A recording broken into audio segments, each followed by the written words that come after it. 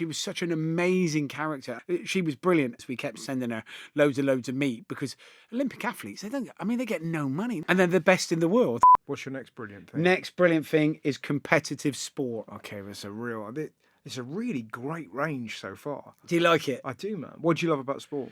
I love, so from a youngster, I used to play rugby quite a lot. And I love... good at rugby. Yeah, I love the Scrum? rugby. Yes, front row. Yeah. How did you like? I was a winger. Yeah. A lot of Gloucester as well. Big rugby town. But massive rugby town. So we come from two cities that are fairly close, big rugby cities. Although Bristol's got two great football clubs, Gloucester's got our football club, but it's all about the rugby. So, and I come from that single parent background, so I didn't really have a father figure, and there was something very special. And I look back at it now, and I look back at the rugby club and the rugby connection and how brilliant that was for the growth of young adults. It's quite a funny old time, isn't it? When I look at it now, when you're like 11 to 16, it's quite an awkward time when you see people going through the changes and becoming grown up and having to have responsibilities and looking for advice and stuff. And because it's not long before they leave and go into the big wide world of not hanging around with your schoolmates and being told what to do by a teacher. It suddenly becomes, and I think that connection, I think teammates, and I think sport was so good for me and for so many kids, particularly from where I grew up, as being a leveler and a connector. And rugby's so good because it's a sport where there's a position for everybody. I'm not a fast runner, but I'm a big lump. Brilliant. You'll be right in the good in the scrum. You're a fast runner and maybe not so good at pushing a 20-stone man. Maybe you go out on the wing. But you can both have equal importance and you can both be absolutely brilliant, even though you're very, very different. Whereas I think football is slightly different. There's 11 players that are all pretty fast and quick. But you're right. That's a really good point, actually. Physically, most footballers look the same. Yeah. Certainly now. Whereas rugby players, you're right. There is kind of a place for everybody. I never thought about that before. Yeah, so it embraces. It's a sport that embraces. There's a room for everybody if you want to play it. Yes, as a youngster, which is great. But it also has a nice social side to it, and it has. See, the thing, I don't know a lot about rugby, but I like the code of rugby and cricket. Yeah, it's that big fight, really competitive. At the end of it, have a drink, shake hands, bit of food. And it feels like there's a kind of togetherness with both. There's not really, to my knowledge, there aren't big fights afterwards. But particularly when you talk about sport from the perspective of 11 to 16, I don't know what it's like, being a young woman. And unfortunately, a lot of young women, that's when they kind of duck out of sport because puberty and they don't want boys looking at them. That's sort of changing now a bit. Yeah. But as a young boy, what I loved about sport, it was just this place where you get taught life lessons, whether you want or not. You feel like what it feels to win. Yeah. It feels like what it feels to lose. You get everything, the agony, and you get these lessons that your parents can't teach you, and you fundamentally realise that the world doesn't care about you.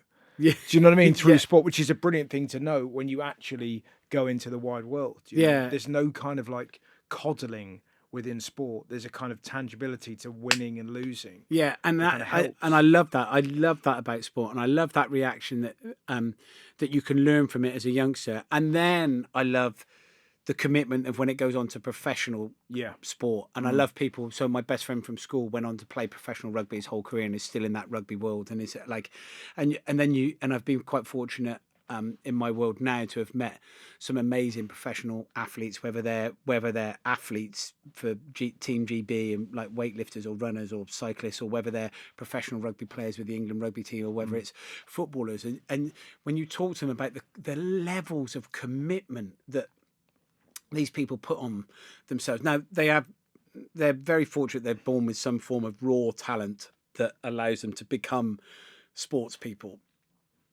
But at the same point, the levels of commitment that they will just drive themselves to, that I have huge admiration for. As someone who runs a business and has done years and years and years of 80-hour weeks and, risked every single penny I have into a business, I can kind of associate or understand a level of commitment. But there's something then that's special with sports people. And every time, I'm sure you've met lots in your time, there's a winning mentality that when you talk to them, you just think you have something about you that is just winner. Who is your favourite sports person, would you say? Oh my God, there's so many different people. Don't fight it. Who's there? Who's at the first in your head? Who can you see? So from a football point of view, watching Wayne Rooney play football. So I'm a Manchester United fan, but also a huge England fan.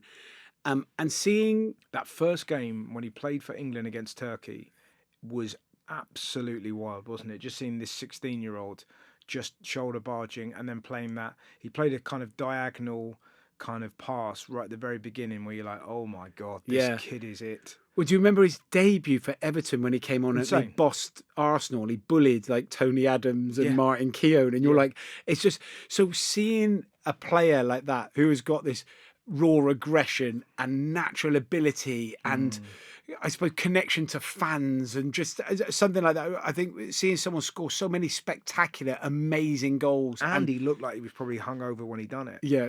No, but I think that's the thing that's so extraordinary about Rooney, that you just kind of go, you know, it's not dissimilar to Maradona, probably not to the heights, but he didn't look like somebody that looked after himself, but was naturally just God in terms of God-given talent. You look at Rooney and Cristiano Ronaldo. Yeah, Rooney was the better player.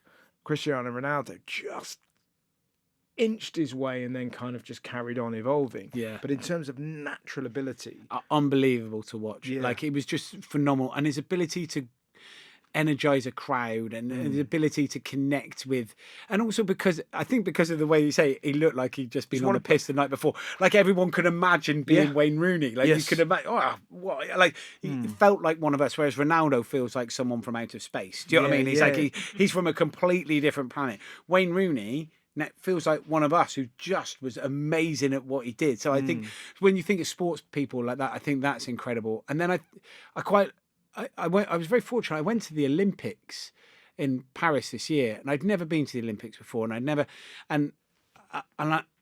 I couldn't get over how amazing and how connected everybody was, all the athletes and everybody in a stadium. Because you normally go and see stadiums like that are very combative. It's two teams that are against each other. The whole stadium was full of love for every athlete doing amazingly, and you wanted to see them do really well. But one of the best sporting events I've been to was the women's heavyweight weightlifting, and seeing Emily Campbell win bronze for Great Britain in real life, in real terms, an understanding of weightlifting. They're going to say that they're going to do this weight, actually then they're going to change their weight and they're going to move it up, and this kind of like chess game of what weights they're going for, and because they got 3 lifts and they got to do it like this, and somebody else has beaten them to that, and then to see these incredible athletic sports people lifting such huge weight. Like, for me, it was one of the best sporting events I've ever been to, and I'm being very fortunate. I've been to so many different things. So were you into weightlifting before? I like lifting at a gym. Yeah, I do. That's the thing that I like doing. But I met Emily whilst filming Great British Menu, and she was such an amazing character, and I thought she was brilliant. And we actually kept sending her food all year round from one of our butchers. We kept sending her loads of meat, because Olympic athletes, they get no money. These are people. Well, this is what's so interesting about it, is that they have this kind of, I don't know how even long the Olympics is, 3 weeks. Maybe 2. But two and a half, every 4 years, and we only see that. I mean, that talk about just looking at the plate. They're 3 weeks, or some, not even 3 weeks for some of them. It's going to be a couple of days or a day. Yeah. But 4 years, probably 20 years, has led up to this moment. And like you say, they aren't on huge contracts. They're not like footballers. They're not getting paid $100,000 a week. They are just, they're getting subsidised or sponsored by local charities. Yeah. And then they're the best in the world. They're amateurs. It's insane. Yeah. And then the sadness about it is if they do really well, they might be able to flog cereals. Yeah. Do you know what I mean? It's like, it's so. But when you kind of compare, like, Neil Maupay that plays for Everton. Yeah. One of the greatest shit houses in world football. But he isn't at the level of that. What's the lady, the weightlifter? Emily Campbell, and yet he probably earns more than she will ever earn.